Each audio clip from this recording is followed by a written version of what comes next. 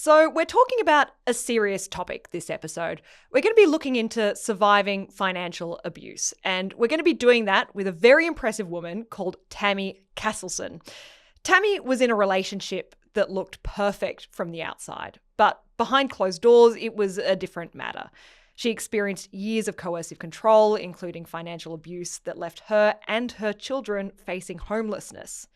Tammy has since rebuilt her life, and now she's sharing her story to help others spot the red flags, start difficult conversations, and support survivors. That's this episode of Money and a Good Life. My name's Stephanie Coombes, and I'm here with my co-host and my mate, Ryan Watson. G'day, Ryan. Hi, Steph. How are you? I'm good. This is an important topic. It is indeed. We care about this one a lot. I think that this is something that is at the core of what you guys do, which is making sure that everybody has a good understanding of where they are financially and that they have the tools to sort of empower themselves. The person that we're talking to today is Tammy Casselson. She's an author, an advocate, an educator, and a survivor of financial abuse. She's written a book, The Grimmest of Fairy Tales, based on her lived experience of family violence, which can be harrowing, but also does offer some hope. Tammy, thank you so much for being here. Thank you for having me. Now, you've described your relationship in the beginning as being like a fairy tale, but that wasn't really what was going on, was it? Do you mind taking us through? Absolutely. I was only 15 when I met my ex.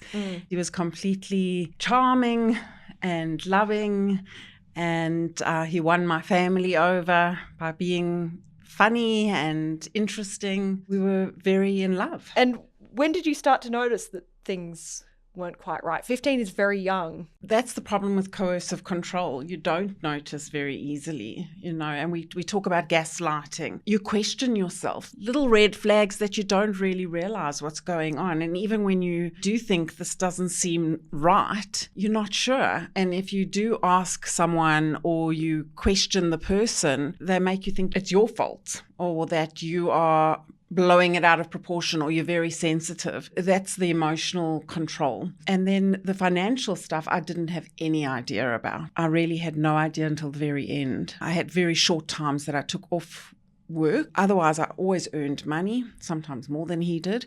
And that money would go into our joint account. But really, I had no access to that money. That I wasn't really even aware that I didn't have access to that money. It was just the way things were done. He looked after the financial side of our marriage, which a lot of people do, and I looked after the house and the children. He would give me an allowance. Because there was always money, there was enough money to do things until he was really punishing me because I wasn't doing what he wanted me to do. I never questioned it. It was only at really towards the end when things really got bad that I started questioning it. And only when I started questioning it, then his behavior escalated. And that's when I started really questioning what's going on here. Yeah. I mean, when you're 15 and you're in a relationship, you had nothing to compare it to. There were no comparisons for, Is this healthy or is this not healthy? This was just all that you had known. Yeah. We were together for quite a while, but we did get married in relatively young. I got married when I was 22, so that's not that young, but we were together for all that time. And we started saving money together very young, but he looked after that money. As soon as I started asserting myself and being independent, trying to be independent, that's when he started escalating behavior. As long as I was being a people pleaser, then everything was okay.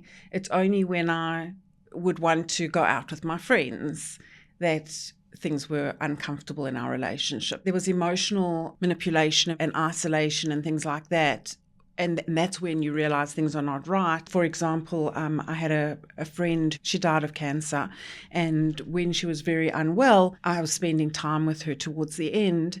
And he would be saying terrible things to me. He would be telling my children that I am abandoning them. I would be watching my friends being really looked after by their husbands and I wasn't being cared for. And that's when I realized this relationship is not right. That's when the realization came to me. Yeah. That was the end of our relationship. I then started getting calls where people were looking for money. Right. What he would do was he was borrowing from one person to pay another person to another to another. So he was borrowing from lots of different banks, loan sharks, friends, family, and I didn't know any of it. So it was all in his name. I started getting the phone calls that's when I started questioning him. And when I started questioning him, I started asking for access to banking. He then got upset with me and escalated his behavior. Yeah. And that was when things really came to a head. Where was the money going? We still don't have all the answers. So it's right. probably either woman, gambling, drugs, one of those areas. Yeah. As much as you want to know the answers, you still don't know the answers. Yeah, So yeah. unfortunately, I'll never know. Yeah. You'll never know. And you had been working that entire time and contributing, and you had no Yeah. idea that there was that was Exactly. going on. When everything exploded, I mean, it was just huge. We went through a short period where I was asking questions, his behavior was escalating, the threats were escalating, and I came home and I started looking through his things next to his bed. I'd never looked at his stuff, and I found we were being thrown out of our home. We actually had a property, but that had to be sold. We lost that property. He had multiple loans on that, and he had $1 million of debt in my name. In your name? In my name, Oh, $1 million no, this is of debt, awful. plus debt in his name. Yeah. I did want to ask Tammy, because you mentioned a lot of earlier the debt was in his name, but what we do hear in some instances that they take it out. What are the repercussions of that? I mean, can you... I was very lucky. So I had a financial counsellor who helped me. I mean, there are amazing people out there to help you today. And I was lucky enough, because I had evidence of abuse, most of it got wiped out. Some of it had to be paid off with the house, the property that we had. I mean, we were homeless. We were literally homeless for a period of time. And then we had to be helped out. So we were in charity home for a period of time. We had to be helped with schooling. We had to be helped with everything. I was lucky enough to be in a job, but going to work and pretending everything was fine. My car and his car were taken away. Everything was... We lost everything. How old were you at this time? So I was in my 40s, and my children were in their teen years. Oh, my goodness. My son was doing VCE. So And the most important thing was just to keep them safe and secure. My ex was very unwell, very toxic. Yeah. And I made the decision to leave him at that stage, which was very difficult because it looked like I was abandoning him. And that's what he made out to everybody that I was doing. And because people don't understand financial abuse, they think that it's not as bad as it is. Yeah. You know, it was lies and deceit for almost our whole marriage. And then obviously his behavior escalated. There was a lot of threats and stuff like that. And we were in and out of court for 8 years. I had to protect my children. I thought that he was coming to kill us. Yeah. So it was a really terrible time. That is devastating and actually terrifying. It is.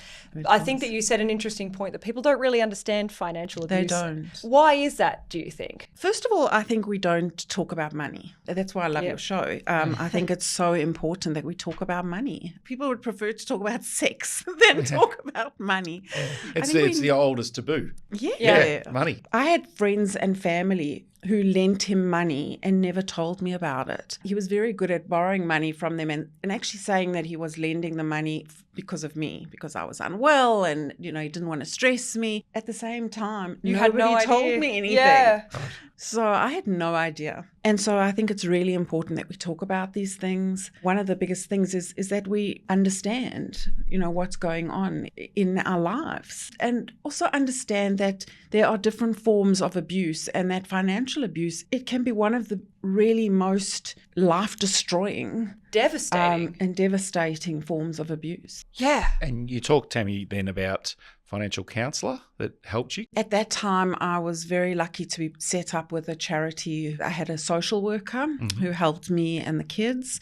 I had someone who helped me with housing, and then I had a financial counsellor. And so I would see the financial counsellor who would help me with a budget, actually looking at each debt, because each debt obviously you deal with differently. Some of the banks are nicer about it. Okay. Some of them would remove it straight away. Some of them you had to pay off little amounts. Some of them, it stayed on your credit for a certain amount of time. Some of them, they would remove it completely. So the financial counsellor allowed you to put it into bite-sized chunks as opposed to it being this big beast. Exactly. Individual banks, individual debts, and what's the individual strategy to tackle each of those. Exactly. Yeah. And I mean, I was working, I was looking after the kids and making sure they were secure and making sure they did the best at school and socially.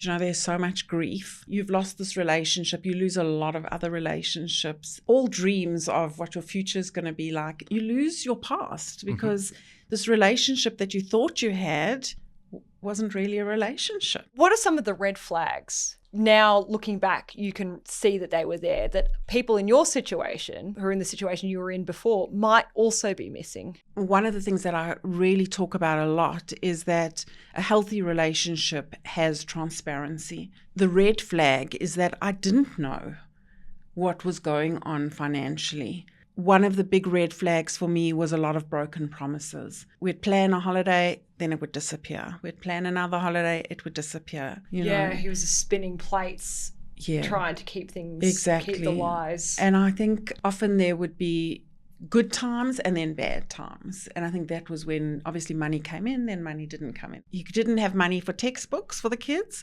And then the next week, suddenly they got brand new shoes. You know, so it was a lot of reward and punishment. And so that's what the confusing part was. You couldn't say, well, we don't have money because suddenly there were rewards. Yeah. So, I think that combination of confusing things is a red flag. We do know that it's important for both couples to be aware of what's going on in your finances, and you're a big advocate for that. Yeah, absolutely. We know in partnered couples, there's generally people who will gravitate in those relationships to serving different roles and serving each other. Yeah. But an element, to whatever degree, of openness, honesty and transparency, particularly when it comes to money. My wife, in our relationship, I know that, that she has a whole lot of other skills and, money wasn't naturally her one. But when we started initially going out, we actually got a financial advisor ourselves. Yeah. So despite the fact I'm the CEO and run a financial advisory firm, I wanted that arm's length and that transparency in our relationship. You have said before that sometimes when you're in these financial advising sessions, it's almost like a counselling session, that you're dealing with different people and different views on money. Not always coercive control when you don't know what's going on in your finances, but some people might be surprised, I'm guessing, in those sessions that you run, that they just don't know what's going on in their own financial life. They might be. And if you think about a partnered couple, it's almost like two individuals who feel the need to take a side. Whereas if they deal with a financial professional, whether that's a counsellor or a financial advisor, there's someone there who can just drive from logic, who facilitates a conversation. We've said multiple times, right, the amount of times our advisors hear from a couple that's been married 20, 25 years in a goal-setting session, I've never heard you say that, I've never heard you want that. But when you've got someone to facilitate that conversation, that's where the gold nuggets come out and help find true alignment. Yeah. I think you're so correct. And that's what I'm trying to advocate for, is that people talk more about it, like whether it's pre-marriage and then also afterwards, just having those conversations. And I think we do work to our strengths. I actually did a commerce degree. You can imagine how stupid you feel when this happens to you, that you then let your partner take on that role. But you trust them. This is the thing. You trust them. That is what it is. That's what it comes down to. You feel like, I trusted you. It's not what the area I want to play in. You're good at being organized. I want to play in the area of children and giving my life to that side. So that's what we did. But it's about teaching people that trust is also about knowing what's going on. And then also you're reducing the stress on both partners because, problem shared is a problem halved. But there's an and around transparency. Yeah. That you still know what's going on. And so if you're going to the insurance agent or you're going to work on any part of your finances, loans with a loan, the accountants, everybody estate knows planner. what's going on in the relationship. There's something I've learned from this podcast. Yes. Let it be this. You cannot fully delegate your finances to your other partner. You can have one person do the lion's share or whatever, but you cannot let that go to one party. Because even people in a healthy relationship can make bad choices as well. Like it's not always malicious. Well, I did want to highlight this. Yeah. So even in healthier relationships, one individual of the partnership might take on the financial responsibility, but they might see that and feel that as a real burden. They don't know everything, and then I don't want to tell anyone I don't know everything, and they might make decisions based on who they met on a golf course or their ego. But for them to have shared responsibility in the partnership and work with a professional, suddenly, everything's just a lot easier and freer. When you talk about, a coercive relationship, obviously these things don't just start at 100, right? Like this sort of stuff creeps in slowly. That's right. Was that your experience as well? Totally. That's why you don't see it. Yeah. It's so insidious. It's very slow. It's Incremental. Very incremental. So clever. Yeah. That's the isolation, the little silly jokes that make you feel stupid. I say in the book that I didn't even see it as an abusive relationship until I was out of the relationship. Brings me to the legal battle that you went through, because you said that you spent 8 years in and out of court. Yeah. How were you treated during that legal process? The most dangerous time in an abusive relationship is when a woman leaves a relationship, because that's when the perpetrator feels like they're losing control. And so that's when we see them really increasing their threats. We see stalking, thousands of text messages and calls, and really getting very abusive. And that's when we were just spending hours at police stations, at court, etc. And what's scary is that people don't believe you. And people don't understand what's going on. And also they've only seen this person be charming.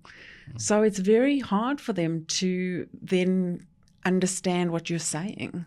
So they say, well, he must have been under a lot of stress to do that. They make excuses for him. And secondly, they say, you'll forgive him and you'll go back to him. They don't understand that this person has lied to you and cheated for all this time. He's signed documents in your name, but also there's all the other stuff that he's done. He's threatened to harm you. He's threatened to harm your children. He's threatened to harm himself to make you do things.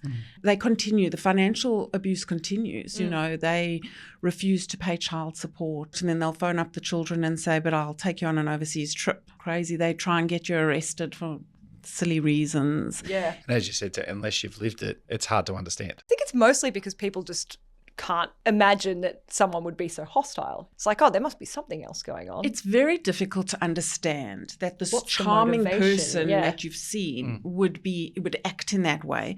But also it's hard because you've fallen for it and you've lent them hundreds of thousands of dollars, in some cases tens of thousands of dollars in the case. And so it means that you've got to question your own judgment. It's a really interesting point. Yeah. This story does go happily, though, because you did get out of this relationship. You have rebuilt your life. Clearly, you're a very strong person.